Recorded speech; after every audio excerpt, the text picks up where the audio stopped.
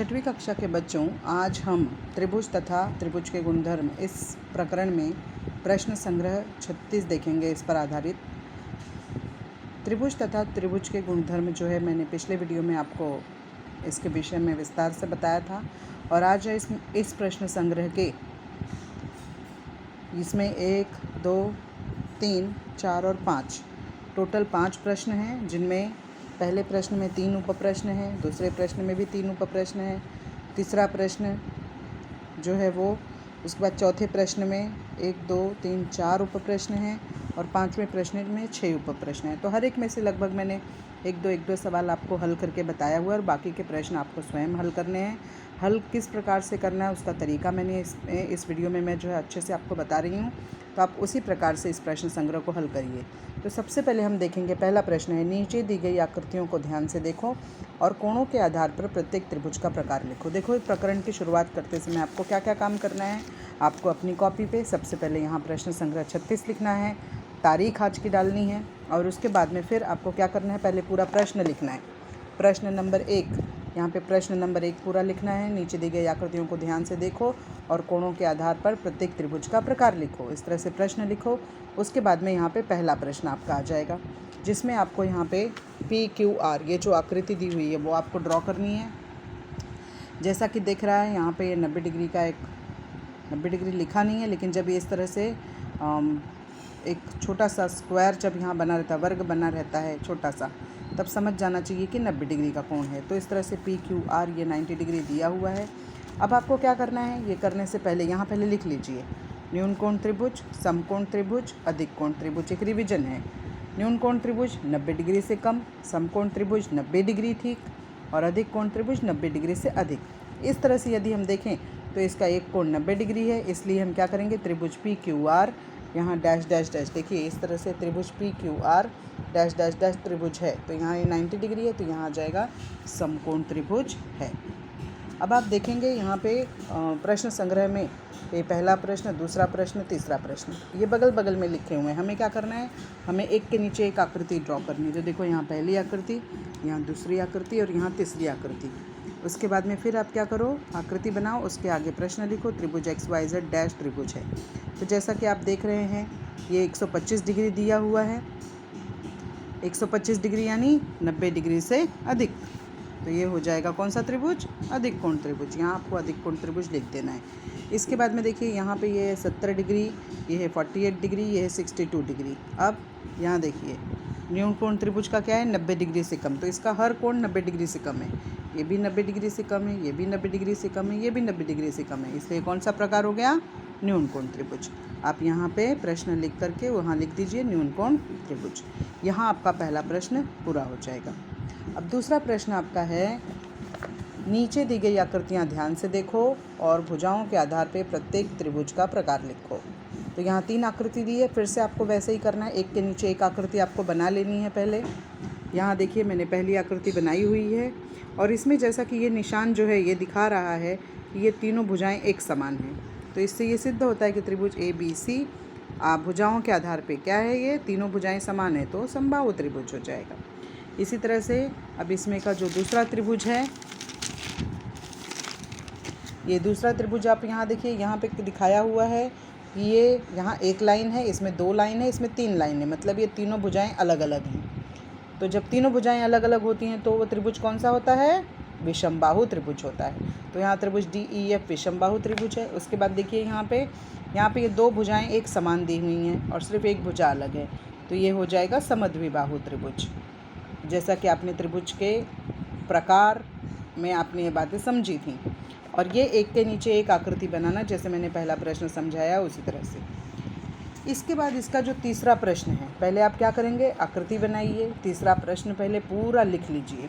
ये पूरा लिखने के बाद आपको क्या करना है, देखो आपने त्रिभुज के गुणधर्म में देखा था कि त्रिभुज की किन्हीं 2 भुजाओं की लंबाइयों का योगफल तीसरी भुजा की लंबाई से अधिक होता है। यहाँ प्रश्न है, आकृति में दिखाए अनुसार अविनाश अपने घर के पास खड़ा है और विद्यालय तक जाने के लिए कुल 2 मार्ग है। एक मार्ग है AC और दूसरा मार्ग है AB और BC।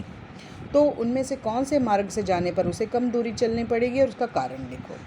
तो देखिए यहाँ पे अगर हम वो त्रिभुज के गुणधर्म को सोचें कि त्रिभुज की किन्हीं दो भुजाओं की लंबाइयों का योगफल तीसरी भुजा की लंबाई से अधिक होता है, तो इस तरह से बनेगा लेंथ AC उससे बड़ा होगा लेंथ AB धन लेंथ BC। लेंथ AB और लेंथ BC की लंबाई जो है वो AC से बड़ी होगी। तो सीधी सी बात है, लेंथ AC जो है वो कम दूरी वाला मार्ग है, इसलिए हम क्या लिखेंगे, मार्ग AC से जाने पर कम दूरी चलनी पड़ेगी, कारण कि त्रिभुज की किन्हीं दो भुजाओं की लंबाइयों का योगफल तीसरी भुजा की लंबाई से अधिक होता है। और यहाँ ये आपका प्रश्न इस तरह से पूरा हो जाएगा। ये आपका उत्तर है। प्रश्न आप पूरा बुक से लिखो और फिर उत्तर इस तरह से आपको लिखना है। अब इसके बाद में चौथा प्रश्न। चौथा प्रश्न दिया है, नीचे प्रत्येक उप प्रश्न में त्रिभुज की भुजाओं की लंबाइयाँ दी गई हैं, उसके आधार पर प्रत्येक त्रिभुज का प्रकार लिखो। यहाँ मैंने पहला एक प्रश्न करके बताया हुआ है। जैसे पहला प्रश्न है 3 सेमी, 4 सेमी, 5 सेमी। जैसा आप देख रहे हो तीनों भुजाओं की लंबाइयाँ अलग अलग हैं। तो त्रिभुज की तीनों ही भुजाओं की लंबाइयाँ जब अलग अलग होती हैं, उनका माप जब अलग अलग होता है, तो यह विषमबाहु त्रिभुज का प्रकार है। आपको ऐसा लिख देना है। फिर यहाँ दूसरा देखिए, इसमें 3.4, 3.4 और 5 सेमी, मतलब इसमें दो भुजा एक समान और एक भुजा अलग है, तो यह हो जाएगा समद्विबाहु त्रिभुज का प्रकार। तो आपको पहले प्रश्न लिखना है और फिर उसके नीचे लिखना है यह समद्विबाहु त्रिभुज का प्रकार है। उसके बाद यहाँ देखिए 4.3, 4.3, 4.3, तीनों भुजाएं एक समान हैं, तो आप क्या लिखोगे, इसलिए यह समबाहु त्रिभुज का प्रकार है। और यहाँ पे देखिए चौथा है 3.7, 3.4, 4 सेंटीमीटर, तीनों भुजाएं अलग अलग हैं, फिर से लिखिए यह विषमबाहु त्रिभुज का प्रकार है।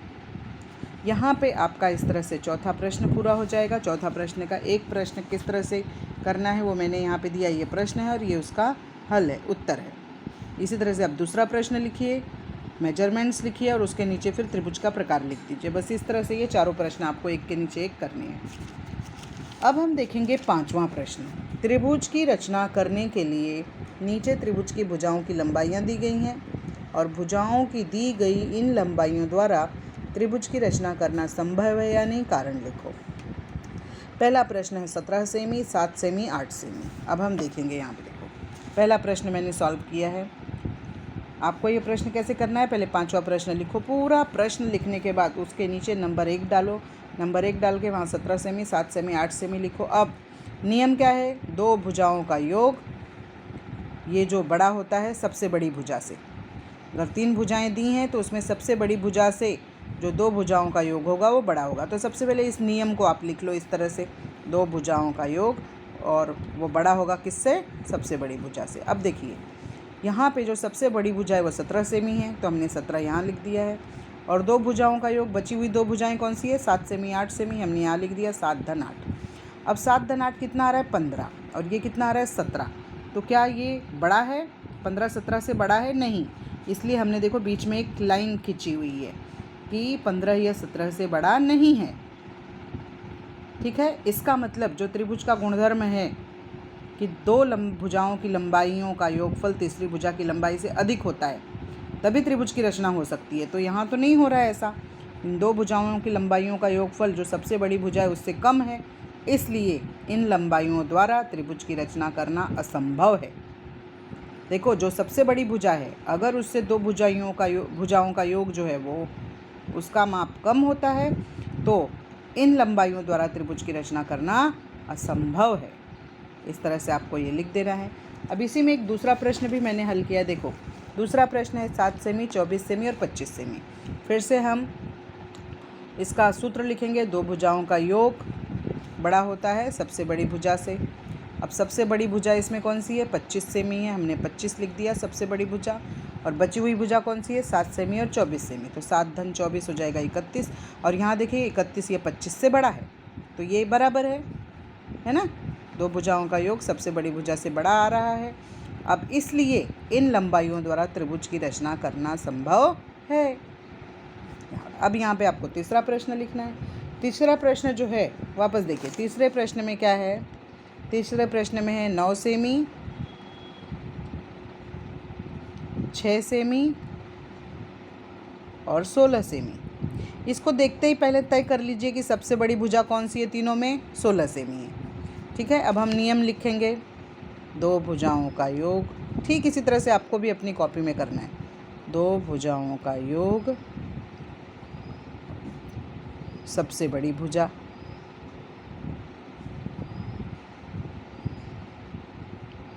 और इनके बीच दो भुजाओं का योग बड़ा होगा।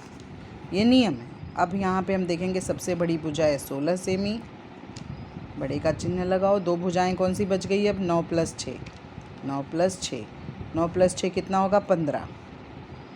तो क्या 15 16 से बड़ा है? नहीं, नहीं बड़ा है, ये बड़ा नहीं है। तो हमने कट मार्क डाल दिया भाई कि ये बड़ा नहीं है। इसलिए अब देखो, जब इस तरह से होगा, जो दो भुजाओं का योग जो है वो सबसे बड़ी भुजा से यदि कम हुआ तो इन लंबाइयों द्वारा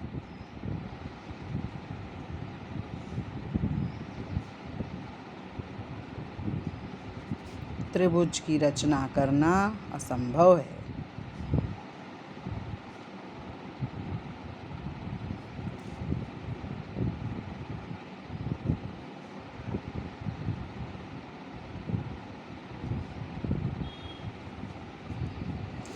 ये तीसरा सवाल हो गया। अब चौथा सवाल मैं डायरेक्ट आपको बुक में बताती हूँ। चौथा सवाल क्या है? 8.4 सेंटीमीटर, 16.4 सेंटीमीटर और 4.9 सेंटीमीटर। इसमें देखिए 16.4 सेंटीमीटर ये सबसे बड़ी भुजा हो जाएगी और 8.4 और 4.9 इनको आप जोड़ेंगे। जोड़ के आप देखिए क्या यह सबसे बड़ी भुजा से इनका योग कम है कि ज़्यादा है, और उसी के आधार पर फिर निश्चित होगा कि इन लंबाइयों द्वारा त्रिभुज की रचना करना संभव है कि नहीं। इस तरह से आपका प्रश्न संग्रह 36 का पहला सवाल, दूसरा, तीसरा, चौथा, पांचवा, इनको हल करने का तरीका मैंने इस वीडियो में आपको समझाया है। मैंने इसमें प्रत्येक प्रश्न आपको नहीं समझाया है। उम्मीद ये होती है कि आप इन सवालों को करने का तरीका समझें और बचे हुए प्रश्न, जो प्रश्न हल करके दिखाए हैं उनको आप वीडियो में बताए अनुसार हल करें, लेकिन जो बचे हुए प्रश्न हैं उनको फिर आप खुद से करने का प्रयास करें। और ये प्रश्न संग्रह बेहद आसान है। तो आप सभी बच्चे जो हैं इस प्रश्न संग्रह को ध्यान से देखिए और फिर इस प्रश्न संग्रह को हल करके मुझे दिखाइए। ये जो है वीडियो यूट्यूब पे हमेशा उपलब्ध है, तो ये जो लिंक मैं आपको भेजती हूँ, आप यूट्यूब पे भी मुझे देख सकते हैं। आप उस पर इस प्रकरण को डालिए, जैसे आप त्रिभुज तथा त्रिभुज के गुणधर्म और उसमें प्रश्न संग्रह 36 इस तरह से आप डालेंगे तो यूट्यूब पर भी आपको मेरा यह वीडियो देखने को मिलेगा। आप जब चाहें तब इसे दोबारा देख करके और फिर से इन सवालों को समझ करके और फिर से हल कर सकते हैं। तो आप सभी बच्चे जो है आशा है कि इससे आपको बहुत मदद मिलेगी और ये प्रश्न संग्रह 36 आप सभी बच्चे पूरा कर लीजिए।